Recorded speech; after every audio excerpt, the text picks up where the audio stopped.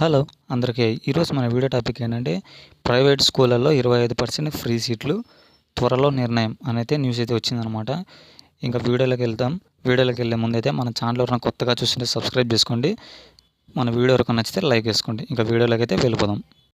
ఇక్కడ చూసుకోవచ్చు, ప్రైవేట్ స్కూళ్ళల్లో 25% ఫ్రీ సీట్లు త్వరలో నిర్ణయం అనైతే న్యూస్ అయితే వచ్చిందనమాట. ఇది తెలంగాణకు సంబంధించి ప్రైవేటు స్కూళ్ళల్లో పేదలకు 25% సీట్లు ఇవ్వాలని రూల్ను తీసుకురావాలని రాష్ట్ర ప్రభుత్వం భావిస్తోంది. ఇక్కడైతే ప్రైవేట్ స్కూళ్ళల్లో అయితే పేదలకు 25% సీట్లు ఇవ్వాలని అయితే ప్రభుత్వం అయితే భావిస్తుందన్నమాట. ప్రభుత్వం ఎయిడెడ్ స్కూళ్ళు లేని చోట ఈ నిబంధనను అమలు చేయాలని యోచిస్తున్నట్లు సమాచారం.